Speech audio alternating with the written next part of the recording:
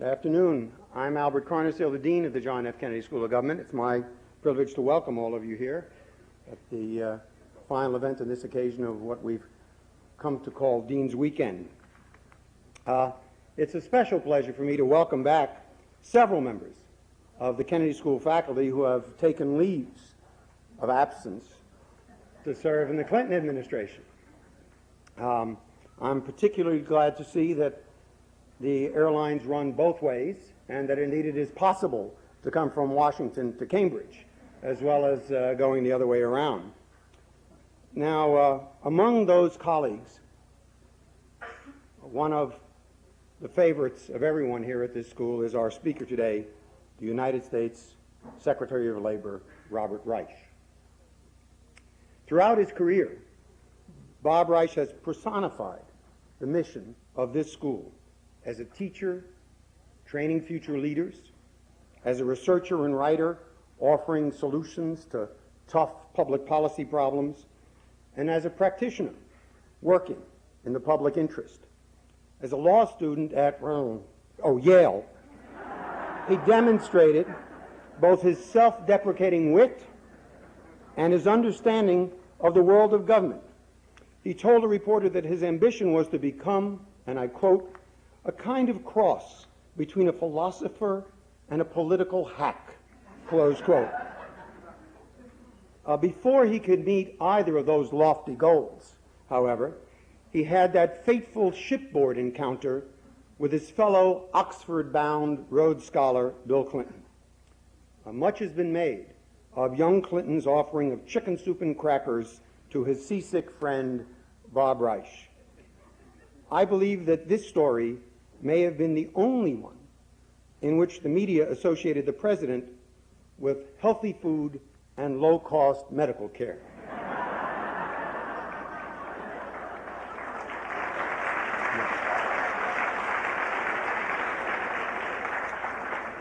After Oxford and Yale Law School and a year as a law clerk, Bob entered government service and as an assistant solicitor general in the Department of Justice. The Solicitor General was Robert Bork. He later served as Director of Policy Planning at the Federal Trade Commission, and in 1981 joined the faculty of the John F. Kennedy School of Government. From the beginning, he's been an extraordinarily popular teacher and valued colleague. He gained national attention through the 1982 publication of his first book, Minding America's Business, The Decline and Rise of the American Economy, which was written with Ira Magaziner, another member of the Clinton team. Since then, he authored or co-authored at least another 7 influential books, the latest of which was The Work of Nations, Preparing Ourselves for 21st Century Capitalism. His path-breaking ideas on the economy and the role of business in the next century have become blueprints for the Clinton administration, and Bob is now in a position to begin implementing his own ideas.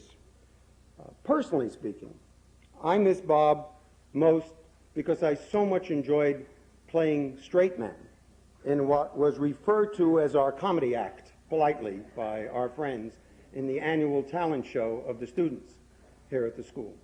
The other way in which he will be very much missed was the annual auction for the Student Internship Fund.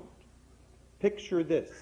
Last year, the co-auctioneers were Bob Reich and the president's sister, Nancy Bush Ellis. And they broke all records for fundraising.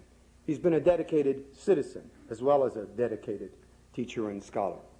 I'm delighted to welcome home a good friend, a cherished faculty member with a new title, United States Secretary of Labor. If he serves the citizens of the United States as well as he has served the members of the Kennedy School community, this nation will surely be blessed. Please join me in welcoming home our friend, our colleague, the U.S. Secretary of Labor, the Honorable Robert Reich.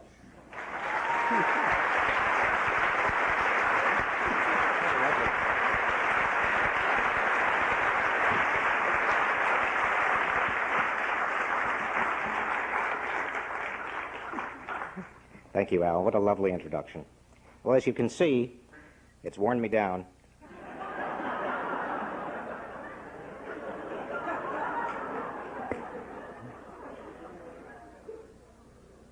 It's been quite an experience. I'm going to move on to substance in a moment, but I want to share with you just at least for a moment the quality of the experience. If you can imagine suddenly being, shall we say, president of an $18,035 billion a year corporation located in the center of a swamp, filled with alligators and strange birds.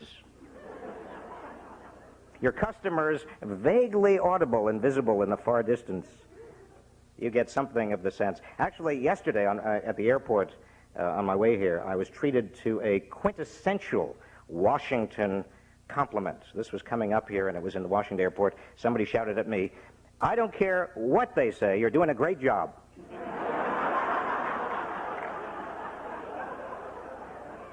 And I duly thanked that person. It's an interesting world, Washington. Whenever I get nostalgic, Washington is not real. It really is it is a world that is an unreal world, unlike my home here, Cambridge, Massachusetts. When I want to get back in touch with the people, I come back to Cambridge.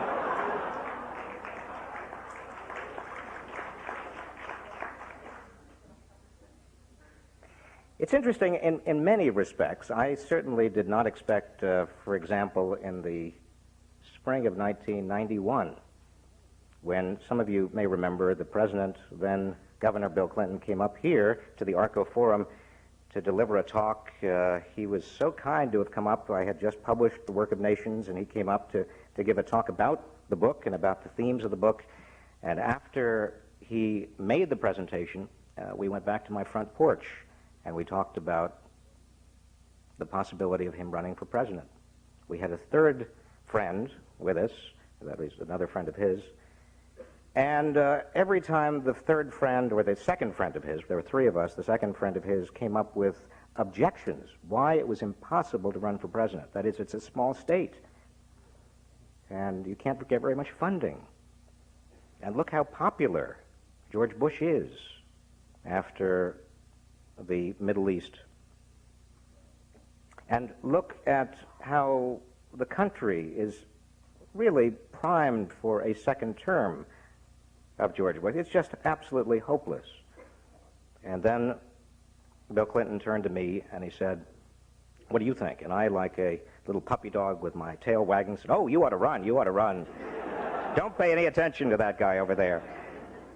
But I was struck at the time that our current president, had a good answer, a very good, well-thought-out answer for every one of those objections, every one of those concerns. And I knew then, although he did not share his decision at that point, I knew then that he was indeed going to run. I am surprised by Washington in some respects. I should not be surprised. I spent most of the 1970s, as Al indicated, in Washington. I was also there in the 1960s. I was a summer intern in 1966 to then Senator Robert Kennedy. I was in charge of his signature machine.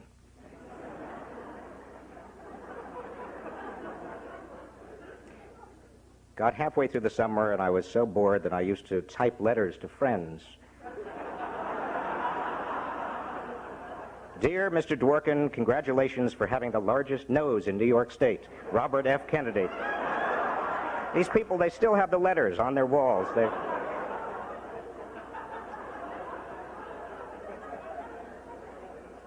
So I have no reason and no right to be surprised by anything.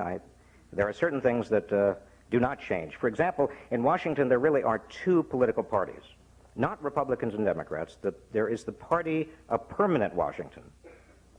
These are the people who are lawyers and lobbyists and congressional aides and the media, people who are there for the long term, very long term, who consider themselves part of Washington, real Washington. And they see administrations come and they see administrations go, and they say to themselves, nothing is really going to change very much, if at all, but isn't it fun to watch? And then there is the second party, which is the party of temporary Washington. And these are the people who come in and are fired up and expect to change everything. Some of them expect to change everything immediately. Well, neither of those parties, the party of permanent Washington nor the party of immediate change, temporary Washington, neither of those parties has it right, because things do in fact change, and permanent Washington does in fact change and adapt, sometimes not adapt, sometimes hollers. They are hollering right now. But the party of temporary Washington also needs to learn, and always does learn, that things take time. You can't do everything immediately.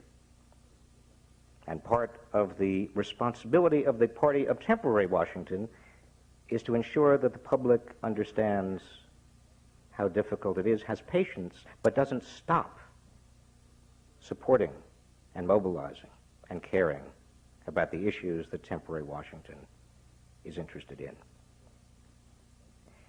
There is also the phenomenon of spinners and spinnees. I remember that from the 1970s and 1960s. It's become more so. A group of people who frame the news, shape the news, try to put the best frame possible on the news. A group of people who try to put the worst frame possible on the news. And then another group of people, the spinnees, who try to prove that nobody's telling the truth. And those two groups, the spinners and the spinnees, have continued on. There is perhaps more attention given to them these days. But interestingly, everybody knows what the truth is. Spinners and spinnees, in fact, very often the spinnees have been spinners before, and the spinners have been spinnees before. Unfortunately, it does breed a certain cynicism, however, because the public, if they are told over and over again that it is nothing but spinner, then they may cease. And indeed, one of the surprises to me this time around is how difficult it is for the public to believe. There is a cynicism and a level of skepticism I don't remember from the 1970s and certainly not from the 1960s. Makes it difficult to break through. We are trying. The good news is that the public desperately and deeply cares. Do you know that more people watched the president address both houses of Congress than watched the Super Bowl? More people watched one politician address 535 other politicians that watched the Super Bowl. Why? Because the public is genuinely interested in these issues. Anybody who says the public doesn't care doesn't know what they are talking about. The public does care, and it's not just the elite who cares. The average American, the average working American, the poor American. There is a level of interest and curiosity out there, concern about what is going on, about public policy. I don't remember it this high in the 1970s. This past election, a greater proportion of Americans actually voted than we've seen any time in recent years. Interest and enthusiasm. The other interesting aspect of this is the capacity of the president to set an agenda. Polls showed 6 months ago, for example, that health care was fairly high on the public agenda, but not all that high. Public agenda now shows, the polls show that health care is way up there, because the president has been talking about it. The president is focusing the public's attention at issues that are critically important. That, again, is something that we knew before, but with all our electronic media, with CNN, with all of the outlets that a president now has, all of the interest in the public, presidential leadership is even more. And finally, let me say a pleasant surprise, and it should not have been this much of a surprise because I've been teaching public management here at the Kennedy School for 12 years, the quality of the career civil service in Washington is absolutely superb. Now, I came to the Labor Department at the end of January. There was nobody there to help me. In fact, for the next months, there were no assistant secretaries. I'm just beginning to get my assistant secretaries on board now.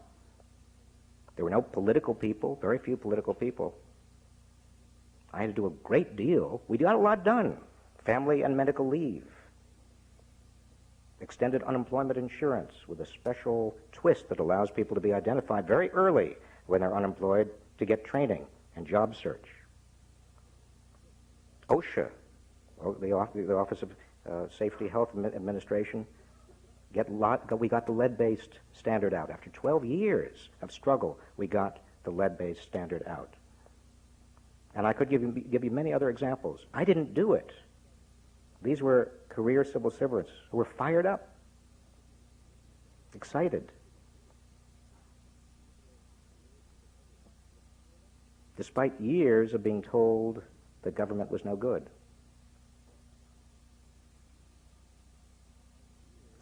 Now, what are we trying to do substantively, given that good news and also that mixed news and that environment in the swamp? What are we trying to do substantively? And how long will it take us to get there? Well, in the short term, there have been some victories and some setbacks. One of the great victories is that budget resolution that President Clinton sent to Congress, with a lot of specifics in it, was passed in record time. In fact, if you looked at the press right around mid-March, the Clinton administration was brilliant. Legislative tacticians like we have never seen before in Washington. Extraordinary, gifted people in the White House. What a leader. The other victory is that interest rates have come down. Interest rates have come down largely because there is a plan with very, very specific budget cuts. Very specific ways of reducing the deficit. Very specific taxes. A lot of people don't like it, but it's there. Very specific. First time it's been that specific. And hence Wall Street has responded.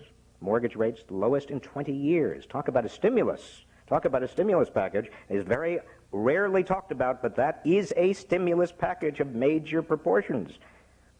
Mortgage interests at a 20-year low. We did not get the jobs bill. There was a filibuster, you all know about it, an ancient 19th century institution. Jimmy Stewart, Mr. Smith Goes to Washington, it wasn't. A minority of senators prevented that bill from going to the floor. And I can share with you a lot of frustration because from my standpoint, that meant that an awful lot of young kids were not going to get jobs this summer. Right now, this moment, as we sit here, 95,000 kids in New York City, underprivileged kids, are lined up to get jobs, have already filed to get jobs. There are only 35,000 jobs right now in New York City for these kids. We ask our young people, we ask our disadvantaged young people to be responsible. We ask them to avoid the path of irresponsibility. And these are young people who want to do it, who want to have a job, who want to do it right. And we have to give them something to say yes to.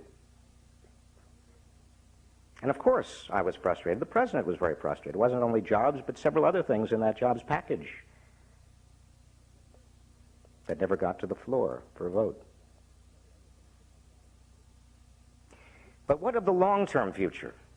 You see, even if we get the macroeconomics perfectly, if you get the budget deficit down, and the current plan is designed to get that deficit down, to take $500 billion of debt out of that growing mountain of debt. Even if you get that debt down, get the deficit down, even if you increase public investments as much as you want to, you still have a fundamental issue at the core of the economy, a microeconomic, not a macroeconomic issue, a microeconomic issue at the core of the economy, and it has to do with the quality of the workforce and how well people work together in that workforce. You see, you can get the macroeconomics to be absolutely perfect. You can line up everything with regard to macroeconomic variables. But if we don't have a first-class workforce, and if we don't have institutions within which they work, which demand and give them the responsibility to generate high value, then we will have accomplished very little.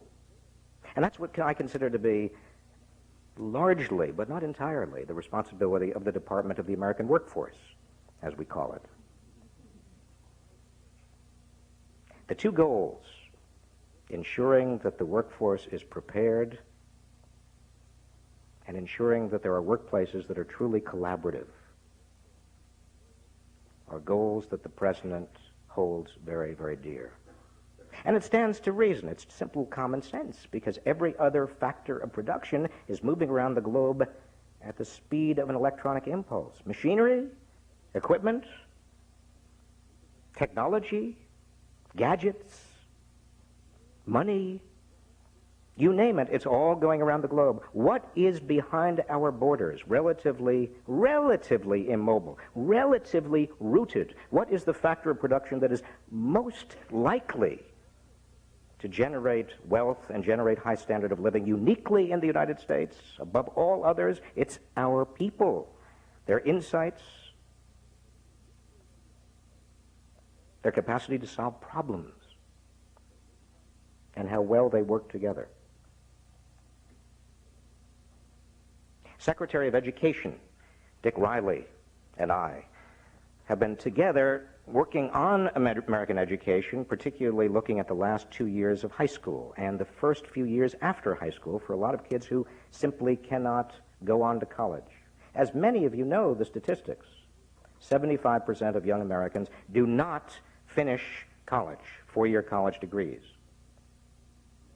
And the problem is that the gap between the college-educated and the non-college educated is growing in terms of future incomes, future earnings. That's not surprising, because in this high-technology world, in a global economy, if you have the capacity to solve problems, if you have the capacity to work together collaboratively to solve problems, you are going to be worth more and more. If you don't, you're going to be worth less and less. Problem solvers, faced with new information technologies, have a greater and greater ability to generate value. Information technologies are tools for problem solvers. On the other hand, technology can be your enemy if you don't have the education and the training. We used to have a lot of telephone operators. We used to have a lot of bank tellers until we had automated teller machines. Even gas station, self-service gas stations are replacing gas station attendants. So it's not just the manufacturing sector with robots, it's also the service sector. Even if we put a wall around the United States, preventing all goods from coming in and going out, which would be a disaster, even if we did that, jobs that are unskilled would still pay less and less. There would be continuously an incentive upon employers to use technology to replace unskilled work whenever technology was a cheaper alternative, and it's becoming a cheaper and cheaper alternative. Same thing with international trade, global trade. Global trade is terrific if you have the skills, if you have the insights, if you have the education. It enlarges your domain. Whether you're a manufacturing engineer or a design engineer, I don't care what you're called, even if the world needed them, if you're a lawyer or investment banker.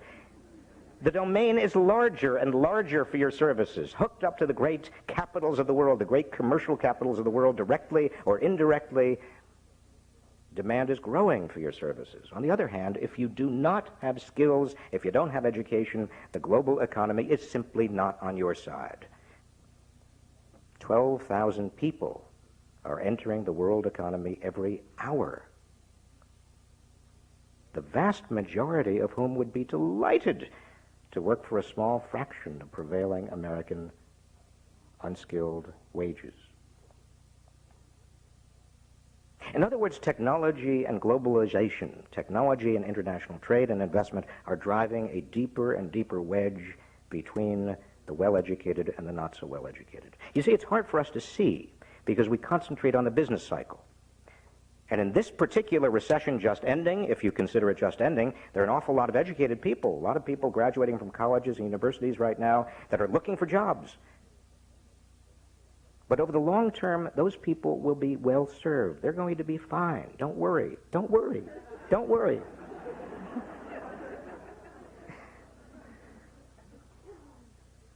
Because if you have the skill, education, training, if you are a problem solver, you will do fine. I promise.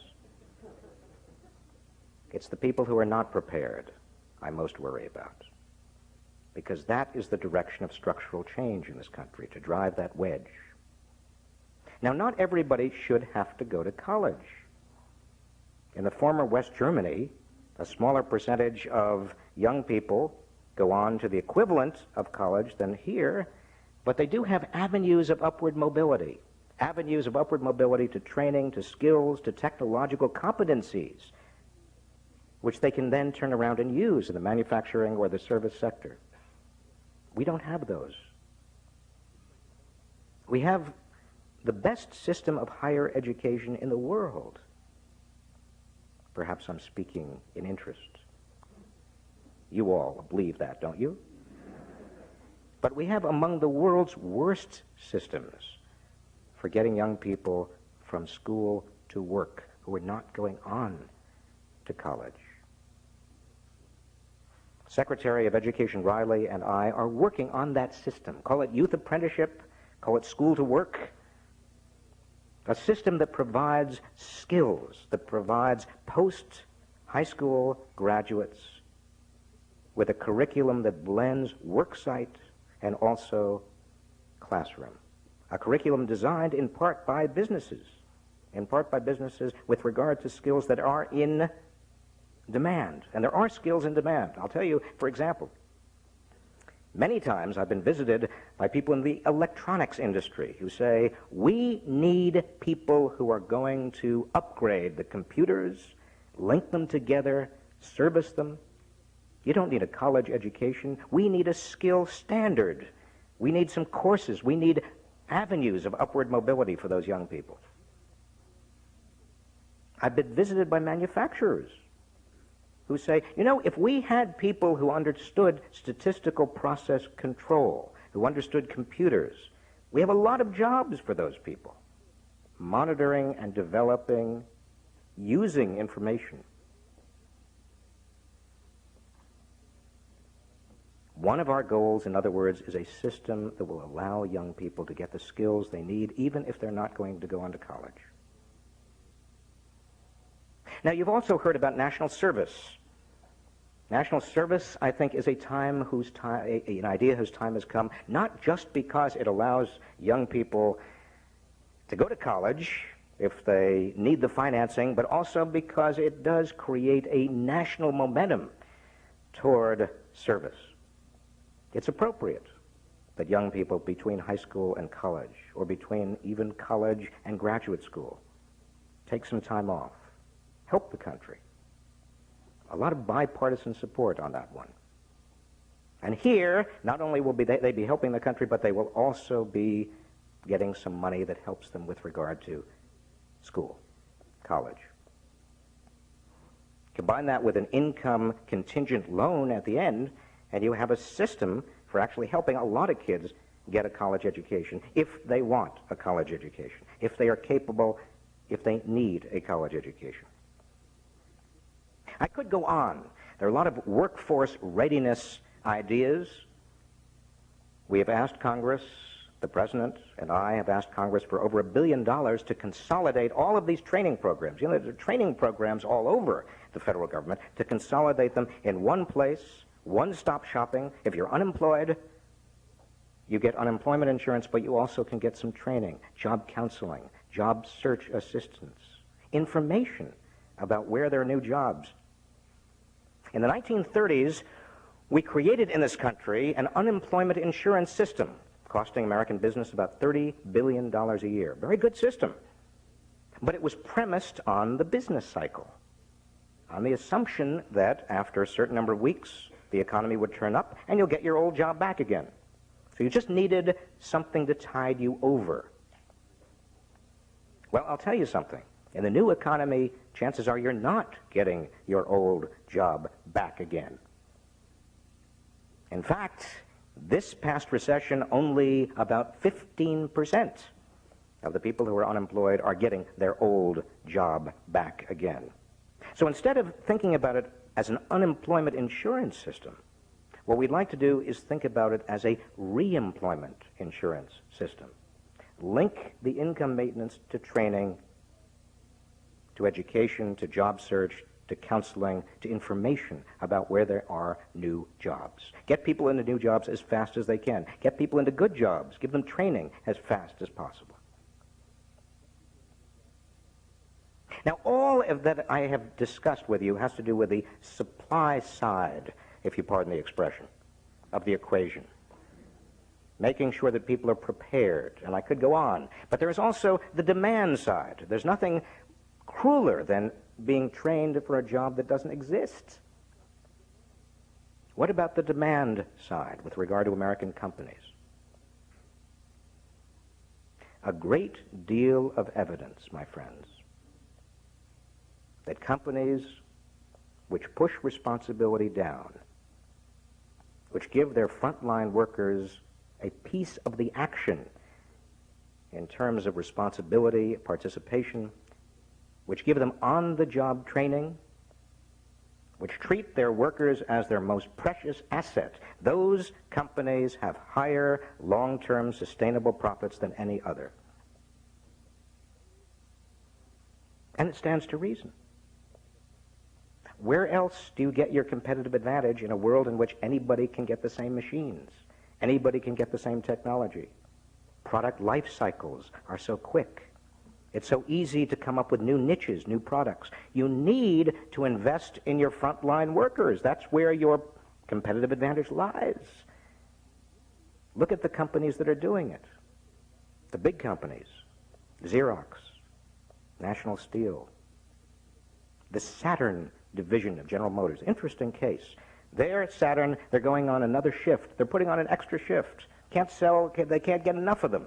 The market wants more and more of these cars. Most of the trade-ins for Saturns are foreign cars.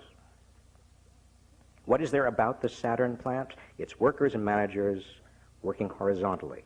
Workers given a great deal of responsibility, getting rid of rigid job classifications and work rules, giving workers the opportunity to set goals with regard to quality and productivity, giving them a piece of the action on the upside.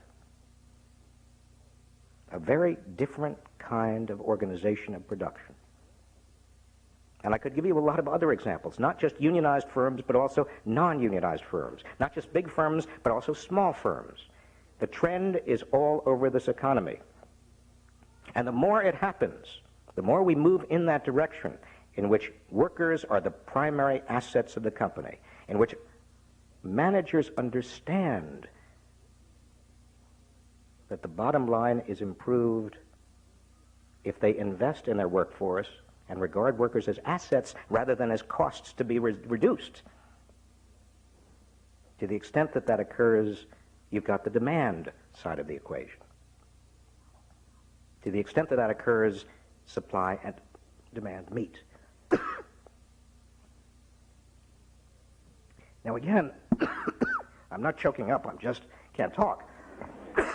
Oh, there is water.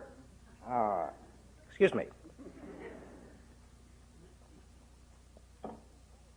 Now these are very elusive goals. Trying to create a new workforce and trying to create a new workplace. They are not going to happen automatically. They're not going to happen overnight. These goals are going to take time. And in the meantime, a lot of people are going to be very impatient. So I counsel, wherever I can, I counsel patience. A difficult thing to counsel. My worry is this. And it's a twofold worry, and I'll share it with you because I'm home. I can share you my worries at home, right? If I can't share them at home, where can I share my worries? My worry is this. On the one hand, we will not be patient enough. But on the other hand, we won't take the action that needs to be taken. I don't know how many of you know the old parable of the frog in the boiling water. Do you know that? It's a terrible, terrible story. I have my boys at home used to have a pet frog, and they said, "Daddy, please do not use this story." So if you see them around, don't tell them I use the story. It's a very simple story, and I'm going to end on it because I'm choking to death if I don't end on the story. If you put a frog in a pan of lukewarm water, the frog just swims around very, very happily. A very happy little frog. If you take the same frog and you throw the frog into a pan of boiling water, the frog leaps out. Even that primitive nervous system knows it has to leap, it has to change, it has to move. On the other hand, if you go back to the first frog and you just gradually turn up the heat, slowly, degree by degree. Here I really do get chucked up. His name was Clarence.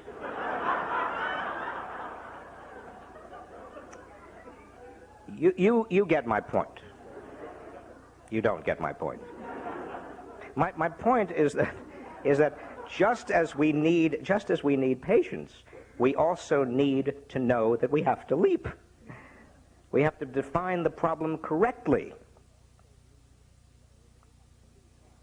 The central problem, the central economic problem we face. Yes, we have to reduce the deficit. Yes, we have to make sure that all the macroeconomic indicators are right. But the central problem we face as a nation is the capacity of our people to be productive citizens and to work together productively. That's the central economic problem we face. It takes patience, but we also have to understand that the heat is being turned up. Every day, the heat is being turned up. I and the President and other members of the Cabinet and many members, former members of the Kennedy School who I see around here who are now in the administration, we're going to do everything we possibly can to make sure that the public has patience, but to make sure that the public also, with us, takes the leap. Thank you.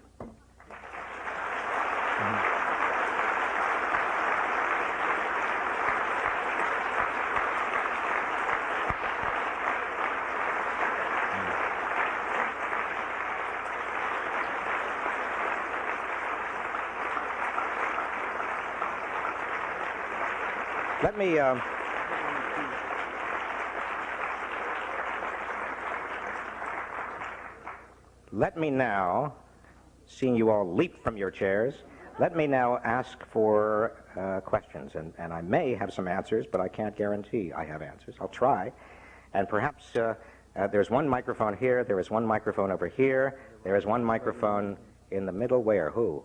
Oh, up there. There are two up there, and if you could just state your name and your affiliation and your age. No, just your name would be fine, and we'll start right over here. Hi, I'm Clay Thorpe. It's been some time since I've seen you in our BGP 100 class. I want you to know that on behalf of the class that we did learn something. I appreciate that. I don't care what they say.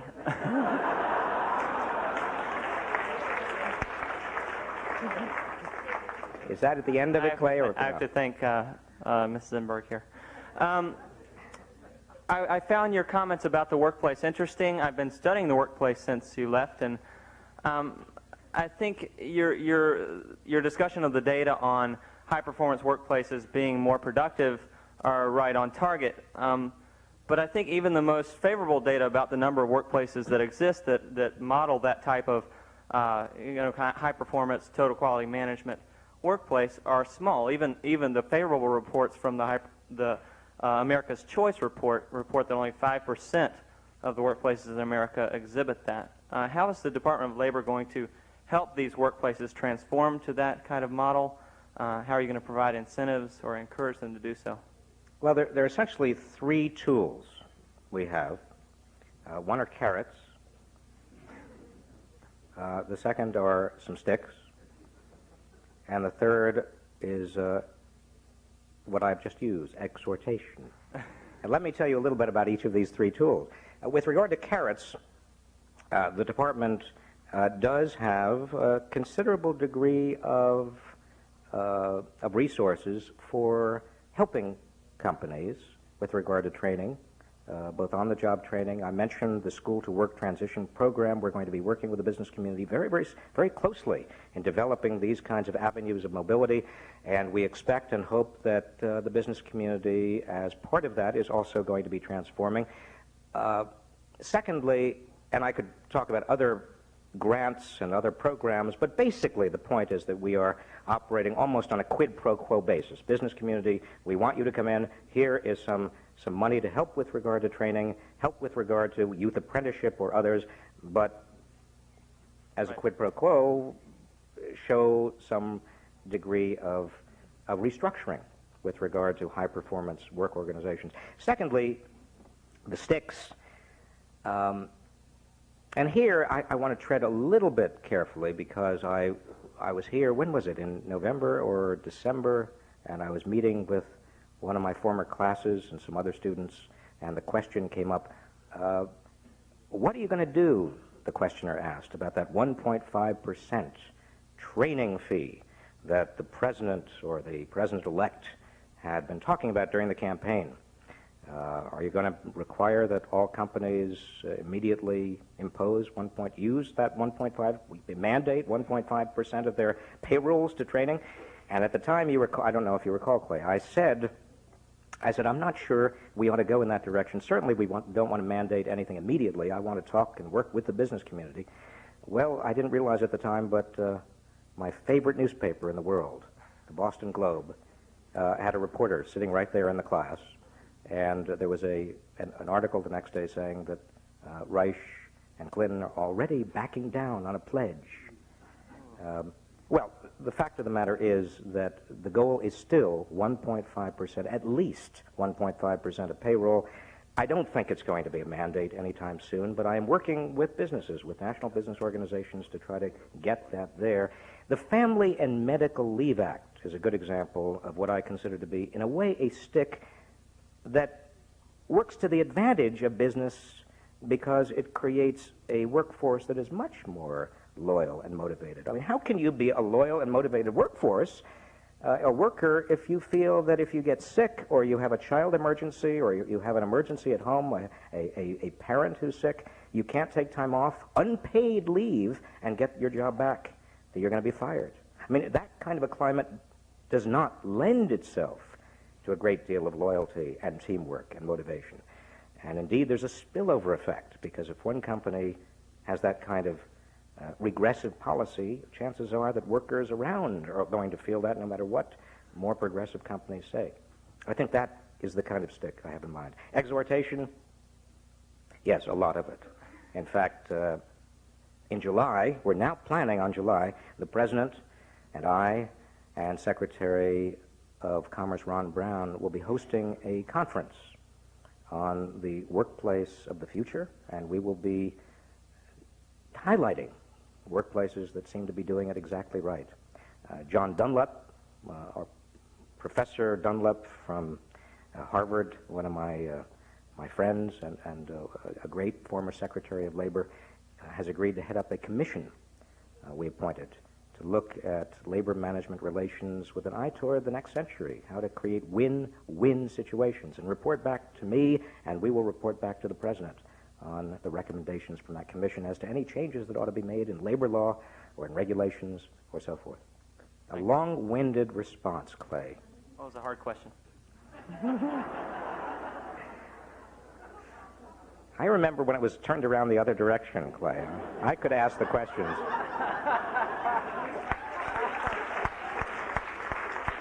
Let's go over here, and then we'll go up there. Yeah.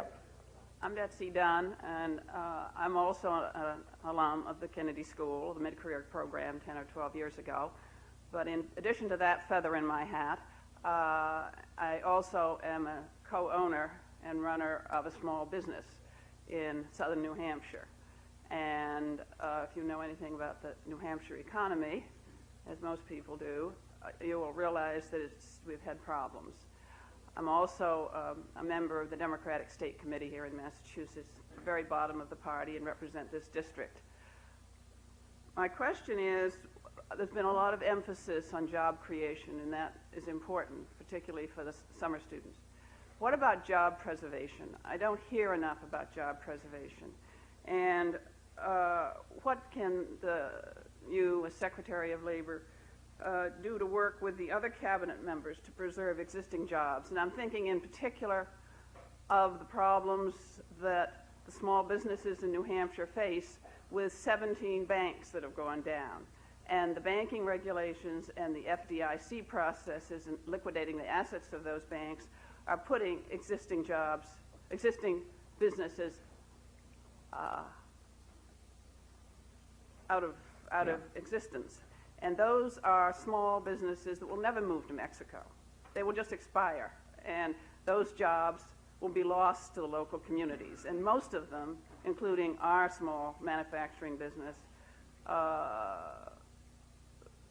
is the lifeblood of these small New Hampshire towns.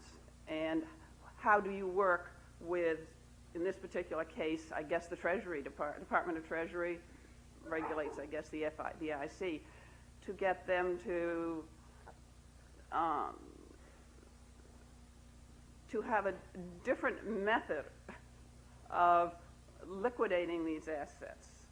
I mean, FDIC really hands over this whole liquidation process to a collection agency. In New Hampshire, it's called Bonham. Let me, if I may. Why not reward, if I just finish my sentence, reward that collection agency for the number of jobs saved instead of the amount of money collected? That sounds like a very interesting idea, and I have to confess that with regard to the FDIC, I am not an expert, and I'll look into it. But your broader point, number one, the President and the Secretary of Treasury, the Treasury Department, have proposed and are beginning to implement some changes with regard to bank regulation, which allows banks to do, within the ambit of safety and soundness of lending, and we don't want to get into an S&L problem, certainly, but within that ambit allows them to have a little bit more flexibility with regard to making the loans. And I understand that small businesses around America, particularly in New England and California, several other places, have had a terribly difficult time over the last few years getting the loans, getting the money they need.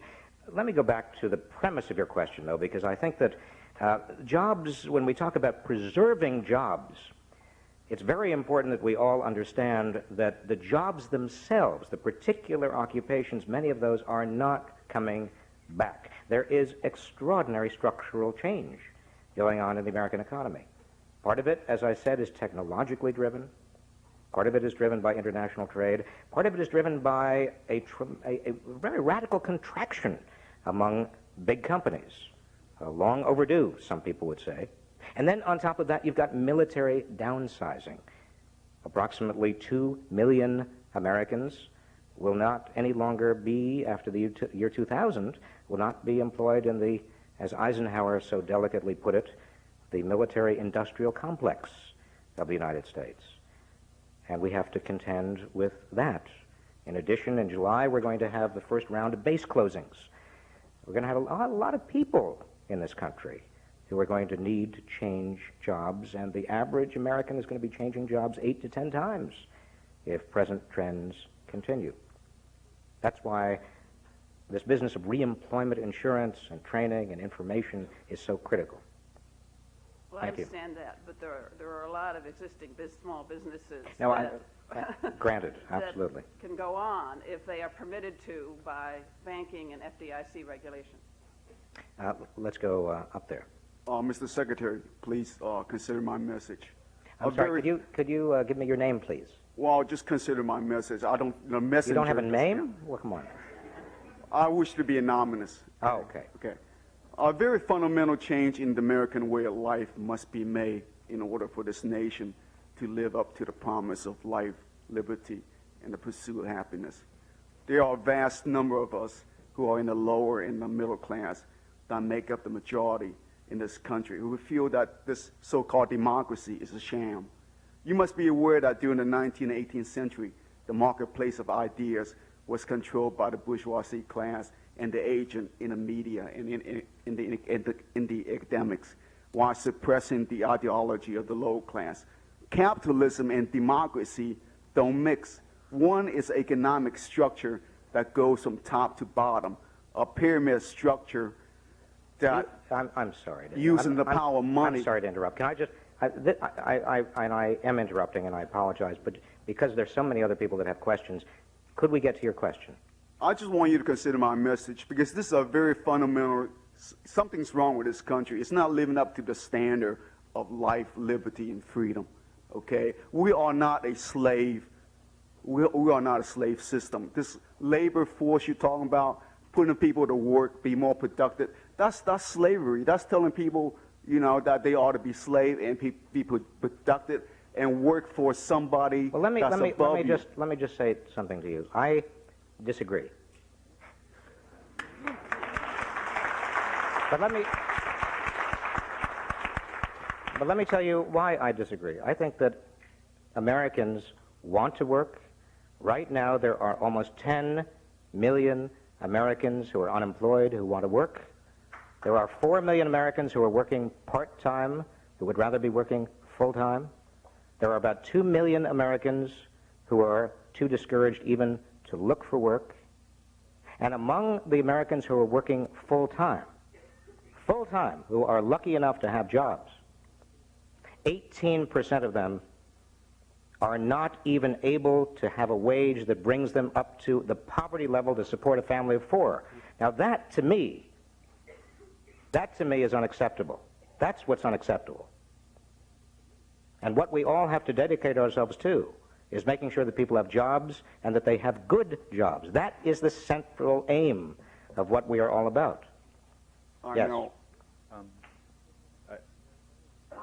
My name is Patrick Myers, and I enjoyed your talk very much. One of President Clinton's main priorities is healthcare reform, and but two of the main obstacles are employment issues. One being the increased the impact of increased insurance burden on small firms, and the other being the impact of cost containment on the pharmaceutical industry, which is one of our leading industries in terms of exports and employment. So I was wondering, what are your views on how these employment issues can be dealt with within the context of healthcare reform? Well, we're looking very carefully as we review healthcare reform proposals at the potential disemployment, certainly the employment consequences. I would expect that if we do get major health reform in this country, that there will be many fewer people who are pushing paper, many fewer people who are simply filling out forms. But there will probably be many more people who are providing home health care, who are actually delivering health care services. Yes. Hi, my name is Keith Hennessy. I'm an MPP1, and I guess I'm playing a bit of the role of cynical spinny here. Already? An MPP1? You're cynical? I'm sorry. What are you teaching, Al? What is this? I've been here a full year, so I'm a little tired after playing this.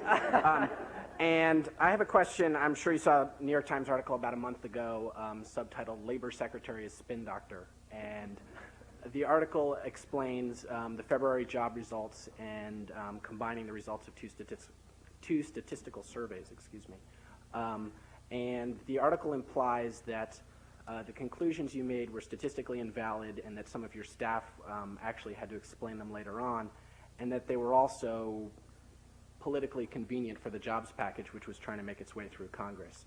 Could you please give us some more information other than what's in the article and explain what happened? I'd be delighted to. Thank you. I haven't had a public forum in which I could explain that since February. But that actually is a good example of the degree of cynicism. Larry Katz, who is now the chief economist at the Labor Department, a wonderful, wonderful labor economist here at Harvard, plucked him up, persuaded him, begged him to come down and help me at the Labor Department, and the acting head of the Bureau of Labor Statistics and I, on the morning when those February statistics were reported, that is at the beginning of March, looked over them and looked over the household survey, not any survey other than the household survey, just the household survey. And we saw in one column the household survey showed a certain number of people who got jobs, including part-time. And then another column, another place in the household survey, the same survey, showed another number of people who just got part-time jobs. Now, we did something fairly radical. We divided one by the other and came up with 90%. That is, 90% of the new jobs were part-time. Now, that was accurate. There was nothing inaccurate about that. During the month of February, 90% of the new jobs were, in fact, part-time. The problem is that that one variable, the part-time job statistics, tends to vary a lot. And the Bureau of Labor Statistics doesn't ordinarily do the division that I indicated, even though it does publish those two numbers. We came in for a great deal of criticism over that. But there's a good example of the degree of cynicism. What was lost in all of that controversy was the basic fact. A disproportionate number of the new jobs coming back are part-time jobs. Okay, just because Dr. Katz later, according to the article, said that there was a mistake made, and that in fact, in addition, the two columns of this survey were using different base populations. No, he didn't say there was a mistake. Okay. I mean, he was quoted out of context as saying it was a mistake. Then he wrote to the New York Times to try to correct it, and the New York Times never published his letter. Okay. Thank you for the correction. Yes. My name is Jennifer Measy, and I'm an MPP2 at the Kennedy School. And I was thrilled by yours and the President's support for the Family and Medical Leave Act. And what I wanted to know is what your department and other departments within the federal government are going to do to encourage and enable businesses to adopt more family-friendly policies so that working families with children can have support in the workplace for their ability to balance work and family issues. Well, I can tell you what I would like to do over the long term, and I think the President would also like to do. It's not clear at this point how we can get there. One has to do with health care. An awful lot of working families don't have health care. There's a great deal of anxiety over health care. If we had health care for the unemployed, for example, that would provide a more flexibility, more family-friendly system. Health care for single parents who are working part-time, working contingently. We have a huge force of contingent workers also who often do not have health care. So health care is one aspect of a family-friendly workforce policy. Secondly, it seems to me we've got to think seriously about child care. I don't know exactly how we're going to do it. It's not going to be only the Labor Department. Obviously, other departments, Health and Human Services and others, are going to be involved. But child care is one aspect of getting a good job, particularly if you are a single parent, but even if you are not a single parent, right? These days, often a family has to have two wage earners in order to make ends meet. But if you're paying for child care, and if you're paying for transportation, and if you have two low-wage jobs, sometimes it almost doesn't make sense for that second spouse, that wage earner, to get a job. And so child care is a key question, a key issue. Many Americans are concerned about it. Again, I don't have the answer, but we want to move in that direction. Thank you. Up there. We have time for a few more questions. Yes. Yes, Bill O'Connor, Houghton Mifflin Publishing in Boston. I have a question about a scenario. Let's say you're running your own company, you're CEO. Let's call the company Reich Hypotheticals or something like that. And what, just theoretically. If Were you a student of mine? No. But I've heard. If you ran into a tremendous business problem that threatened the very existence of your company, My question would be, what major American business leader would you call for advice, and what major American business writer would you call for advice, and why? And you can't say John Scully. Well, I mean, this is not fair in a way, because I've got to know over the years a lot of business leaders in whom I have great trust and respect. Paul Allaire of Xerox is somebody who I have got to know especially well, have a special respect for, and he is going to be, in fact, participating in the Commission on the Future of Worker Management Relations, which John Dunlop is heading up. There's another manager in whom I have great respect, Andy Siegler of Champion Paper Company. I've known Andy many years. He's a source of great wisdom and insight.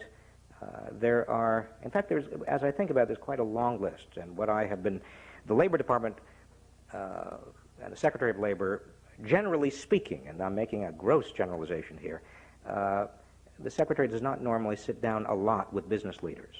And I have gone out of my way, actually, to find business leaders and business groups and pension managers and pension funds and all kinds of people in the investment community, really to talk about what it takes to be a high-performance work organization. In fact, let me take this opportunity, since you reminded me, to give you a parenthetical, which I think is indicative of what we're trying to do and perhaps maybe even will work.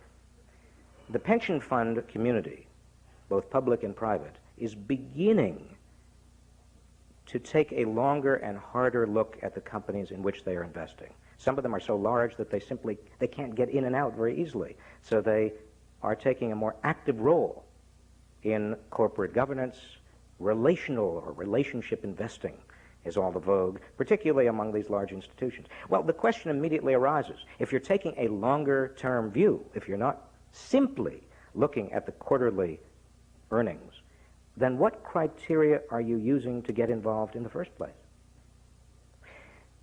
What I'm hearing increasingly from pension fund managers and from the pension community and from institutional investors generally, one of the criteria they are looking at is human resource policy. The extent to which the companies are, in fact, treating their workers well, recruiting workers carefully, investing in their workforce, giving them a degree of participation in decisions. Now, it seems to me that's very interesting, because that's exactly the direction that I think we need to move in terms of creating high-value added jobs for frontline workers who don't have college education. You see how we might be able to work together. And that's my hope. Thank you. Other question? Hello, my name is Joe Eaker. I'm asking a question regarding temporary workers, because usually they've been exposed to higher levels of risk. And if we have temporary trainees, will the Occupational Safe and Health Administration be involved in the oversight and management of those health risks that they may potentially be exposed to? And since, if you're looking at this from the educational standpoint, should you also be looking at temporary students who are in graduate programs and the kinds of risks and exposures they would be exposed to as models for their health and safety protection, as well as the temporary trainees? Are you a graduate student? I'm not a graduate student, and I was a public health resident at New York City Health Department in 1982, where we found that there was a significant increase in occupational injuries for adolescents, well, anybody under the age of 21, who would be going into places and taking inordinate risks on an occupational basis. And I've also been working in clinical occupational medicine, and I was recently, in some ways thankfully, let go with the corporate reorganization from the Human Resources Department of Aetna Life and Casualty. The Occupational Safety and Health Administration and field is one to which I have been spending or devoting a lot of attention, because Congress is on the verge and very eager to revisit, amend, change the Occupational Safety and Health Act, which hasn't been revisited in more than 20 years. The structure of the American economy has changed. It seems to me that we need to rely to a much greater extent than we have, not simply on inspections, but on preventive maintenance, on using the workforce to help design and to help managers design safer and healthier work environments. Public health officials and also physicians can also be very, very helpful because they can spot potential occupational safety related diseases and health problems and notify us and notify employers and notify teams of workers who may be trying to prevent these things. And finally, workmen's compensation systems, which are risk-based, may be a great ally. The insurance companies behind those workmen's compensation systems may be great allies in trying to create healthier and safer working conditions because, again, they are in a very different way putting pressure on employers in a very positive way for preventive maintenance. And that's all a very elaborate way of saying, yes, it's a high priority. Okay. We have time for just Maybe just one more. one more. How about two more? Yeah, one more. Mr. Secretary, you started your talk. I'm sorry, could you Sandy Frusher, MPA 74. You started your talk with a description of your job as a CEO of a large billion-dollar corporation in a swamp. $35 billion. $35 billion corporation in a swamp. I think it's probably a description that most Americans would find apt to the entire government. And you have really been quite insightful in what is necessary to convert the private sector economy into the future. However, I think the cynicism of the American public is such that it has to see government perform. What efforts are being made and what specific recommendations do you have to change the structure of the public sector workplace? How are we going to take that into the 21st century? Well, we have to do many similar things, Sandy. That is, push responsibility down to the people who are actually delivering the services, create horizontal working groups. Instead of having people report functionally, create horizontal working groups that can serve customers much better. Well, it goes back to what I said.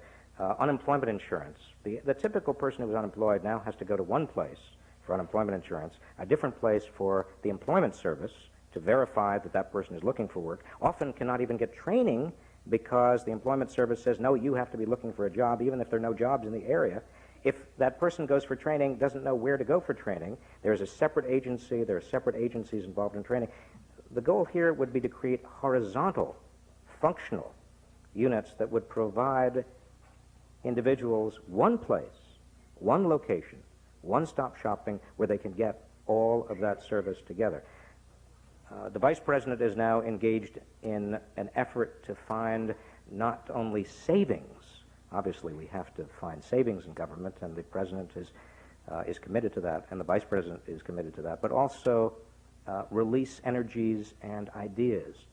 A couple of things that I did when I got to, and I don't want to brag, but I will, among friends here, because I've been teaching this stuff for 12 years, and I might as well show that I learned something while I was teaching it.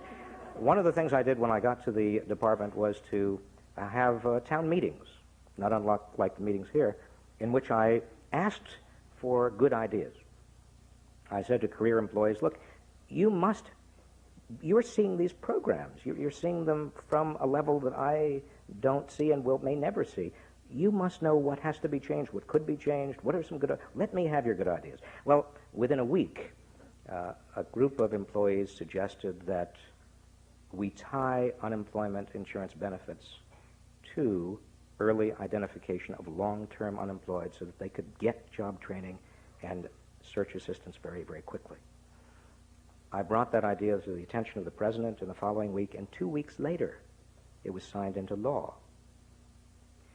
Those two employees that had been trying to get that idea implemented for 7 years were there in the Oval Office, and they even got the pens.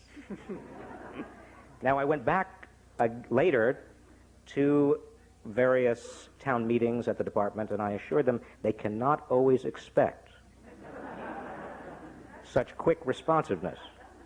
But again, the goal, I want to stress, is not just doing a better job with regard to customers and cutting costs, but also coming up with ideas that in turn lead to better results.